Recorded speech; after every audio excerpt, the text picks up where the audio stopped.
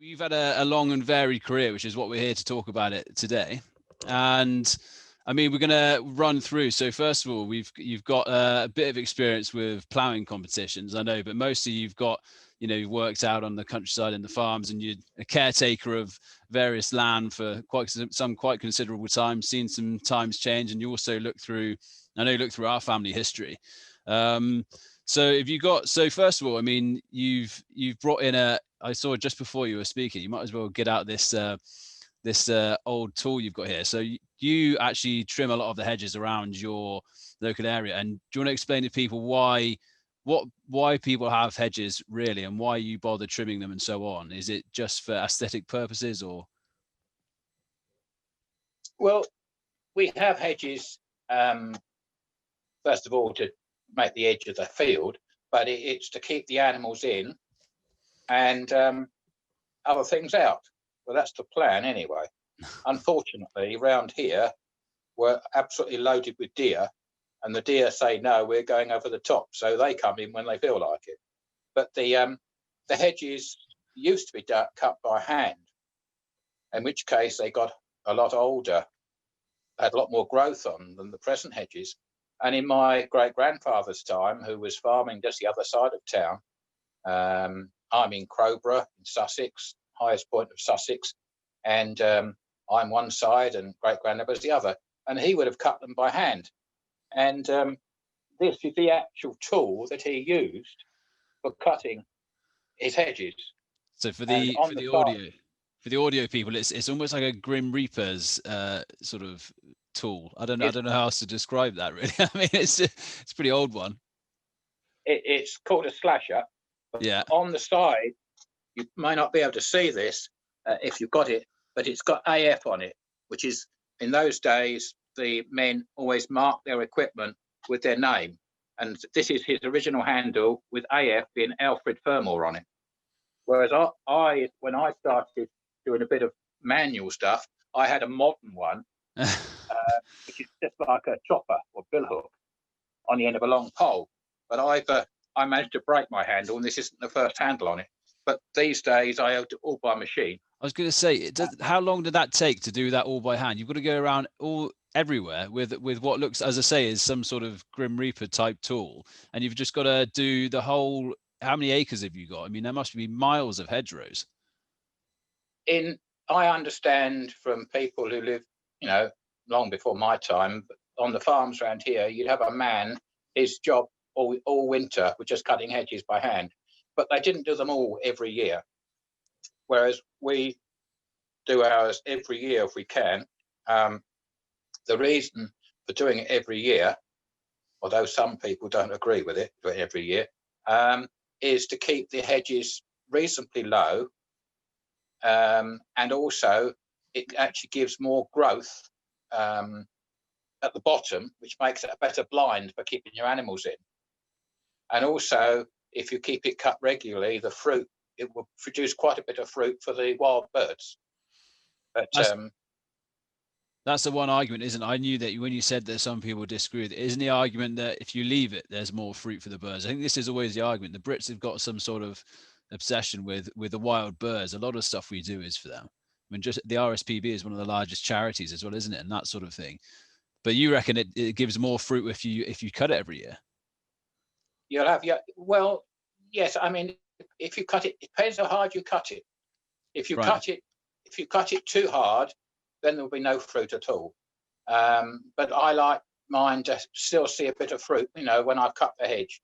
And I cut them every year, if I can. Then when you get a bad year, like last year, they don't all get cut. So you've got 2 years' growth to cut.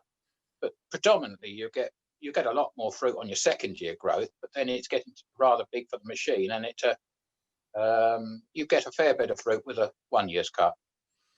Yeah, because one of those things, I think that defines England really, or England, actually UK generally. I mean, if you go to other countries, it seems bizarre that we spent so long, the amount of work that it took, as you've said before. I mean, I didn't really appreciate that until now, that, because everything in agriculture is so mechanized these days.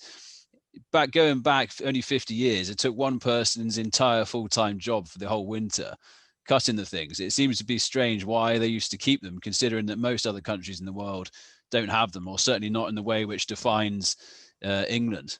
It's a bit bizarre that we spent so much time and effort. What was the purpose on spending that length of time?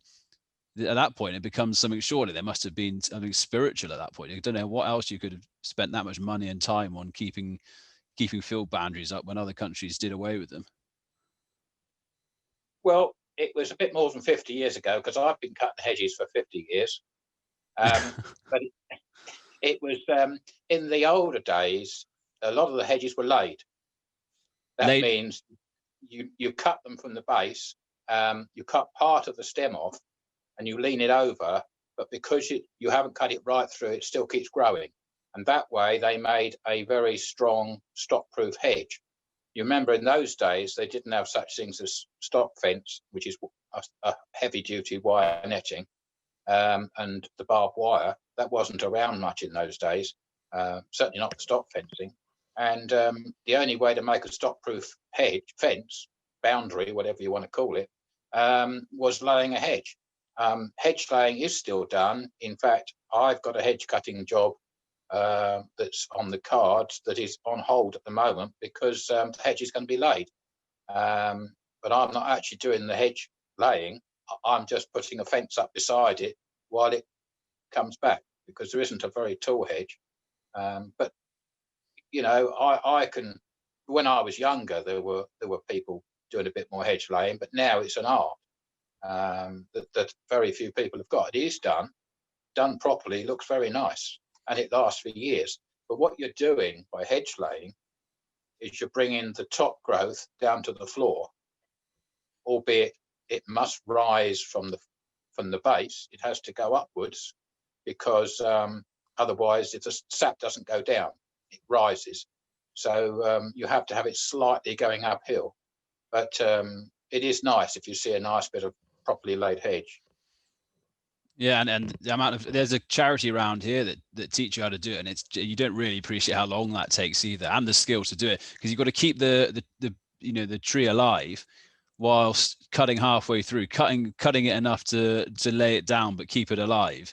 But I mean, I've seen them when it's almost like weaving, isn't it? I don't know if people have seen that when they drive around the countryside. It's almost like it looks like they've cut the hedge down and laid it down in stacks. But actually, over the next couple of years, that will grow up and it will become a boundary to anything getting through it. But well, maybe not the deer, as you said earlier. But I mean, other than that, it's really quite impressive.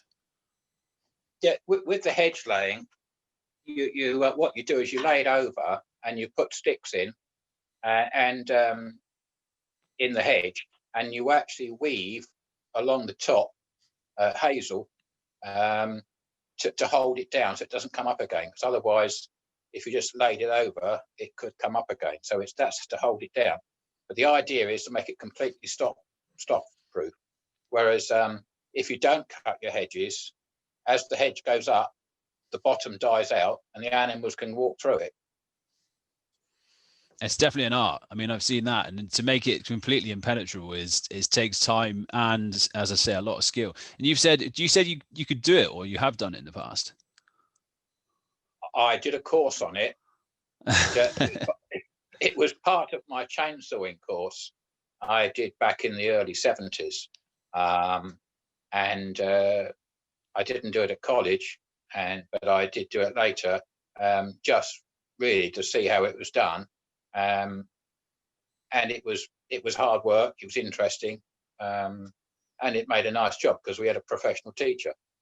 But it's a dying art, and of course it's very labour intensive, so it's very expensive. Yeah. I mean, we hope there's a charity around here that teaches it called the Witchwood Project, and I hope to get them on at some point, which means we'll do like a short video of that and people can have a look to see and try and spot it when they're out, because it is, I mean, it looks quite nice when it's done, but as I say, it's expensive and it's time consuming as well, to say the least, isn't it? Yes. But See, there has been a move around here a few years ago where instead of laying the hedge, they do what they call hedgerow coppicing. And what that means is you cut the hedge off at base just above the ground, and then let it grow up again. And this was done, I went onto a farm where it had been done when they'd just done it, and then they put a fence each side of it. It so happened that 3 years ago, the farm I was working on took on this particular farm where I'd seen it hedgerow coppiced. And I have to say, it was phenomenal what those hedges had done. They are really thick, very good, strong hedges. It was all new growth, because with the laying, you're using the old wood as the boundary to stop the animals getting through, and then the growth comes up from the base and grows up through, whereas hedgerow coppicing, it's all coming up from the base, so it's all new hedge. The problem was that they had to put a fence each side of the hedge to stop the animals leaning over and eating it. So when the hedge grew, it grew out to the fence, both sides. And I found when I was cutting those hedges a couple of years ago, when we first took the farm on, that it was a job to reach over with a machine to the middle of the hedge because the hedges were so wide. Very nice hedges, but difficult to cut because of the width.